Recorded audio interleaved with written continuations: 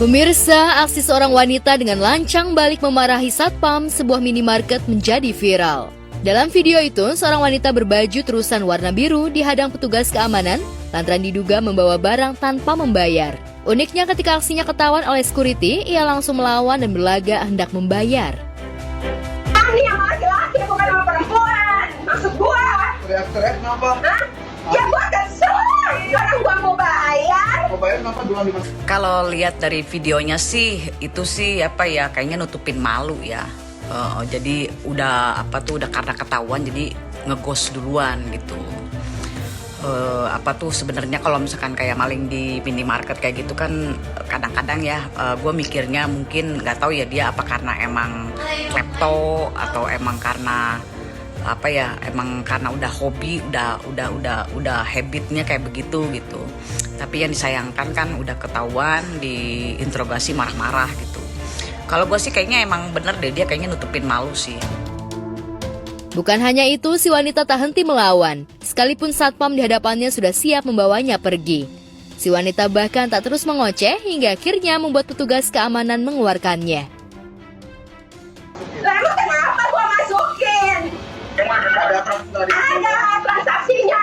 Apa? Juga satpamnya juga tadi dari sabar mungkin awalnya pasti dari dia baik-baik sabar tapi karena reaksi si ibunya seperti itu juga kan jadi ikutan kesal juga gitu. Ya semoga ibunya kapok lah gitulah.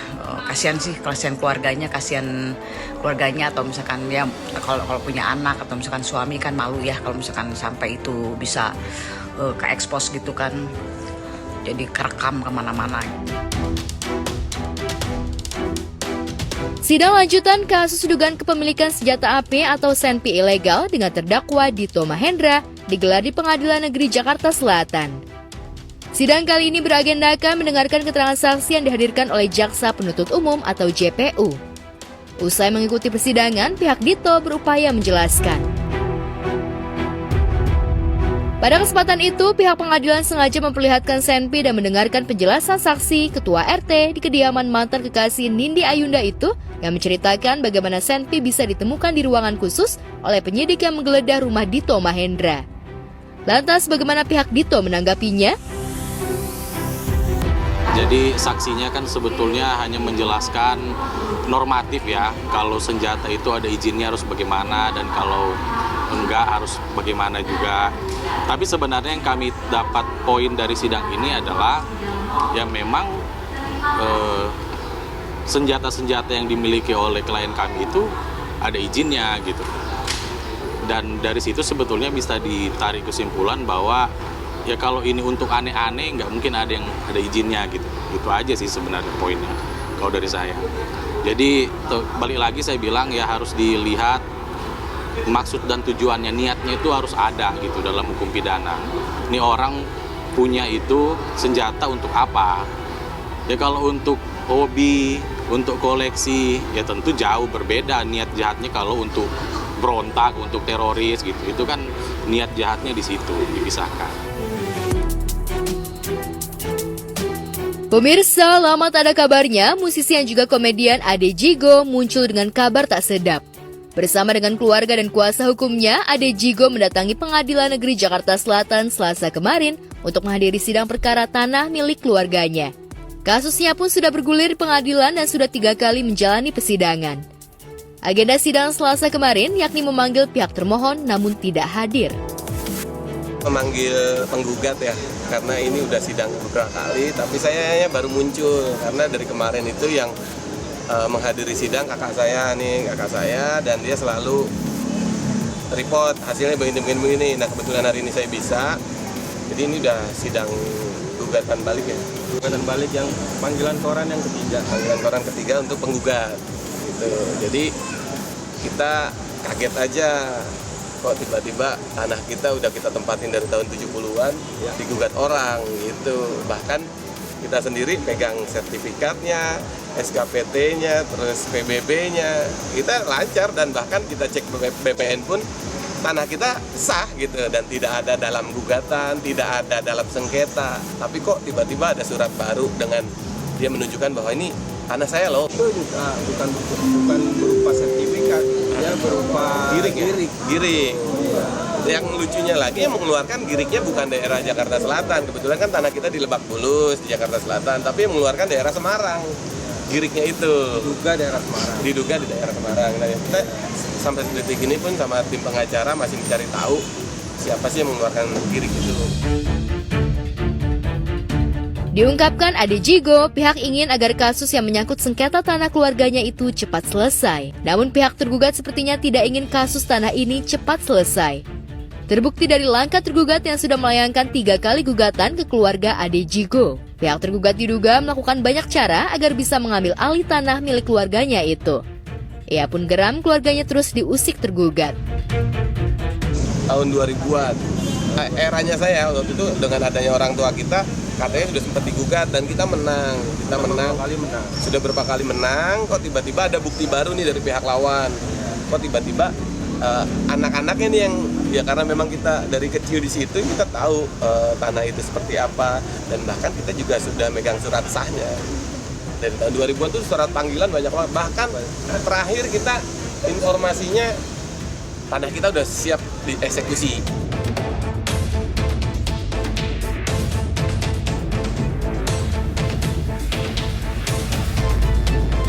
Ade menyebutkan keluarga memiliki tanah dan bangunan seluas 11.600 meter persegi yang terletak di kawasan Lebak Bulus, Jakarta Selatan.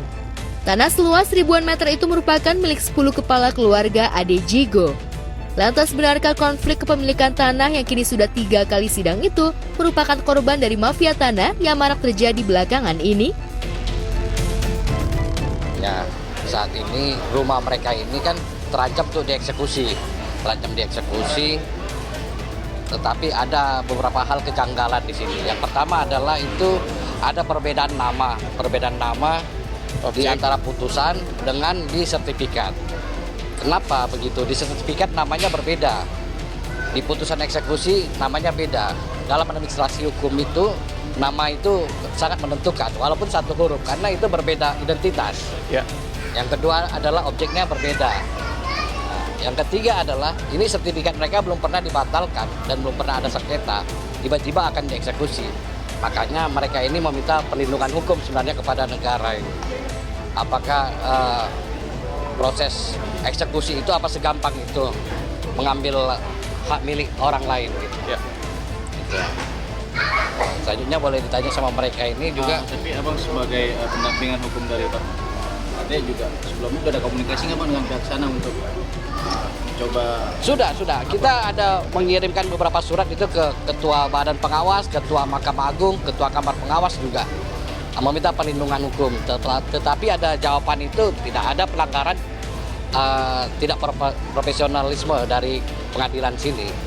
Itu sah-sah saja mereka jawab itu. Tetapi yang perlu diperhatikan adalah jika sesuatu tanah bisa dieksekusi, padahal itu berbeda namanya dan berbeda objeknya, itu kan bahaya untuk di negara ini. Itu bahaya. Itu perlu ditelusuri lebih lanjut, dipelajari lagi sama Mahkamah Agung, apakah memang ini diperkenankan kalau berbeda nama. Itu saja. Dan itu kita sudah minta perlawanan di sini atas eksekusi tersebut. Yang menjadi fakta menarik adalah ini bukan hanya sekali ya gugatan ini, tapi sudah kesekian kalinya 3 kali lah dan juga berhasil menang. Ada indikasi dari ini mafia tanah? Kalau indikasi mafia tanah kita nggak bisa menyebutkan karena tidak ada fakta bukti hukum ya. Kita tidak bisa, nanti biar publik saja yang menilai. Tetapi mereka memang sudah menang dari tingkat pertama, tingkat kedua, tingkat ketiga menang. Putusan PK baru mereka kalah. Tetapi putusan PK ini kan berbeda. Itu yang saya maksudkan tadi.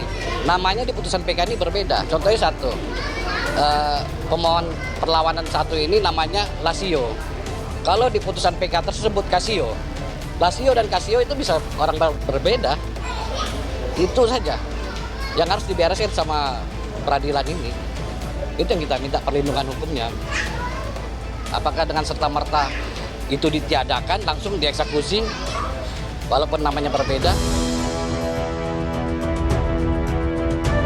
Masalah tanah keluarga Ade Jigo itu bermula ketika keluarga Ade Jigo digugat oleh seseorang asal Semarang terkait kepemilikan tanah di Lebak Bulus itu yang sudah didiami Ade sejak kecil.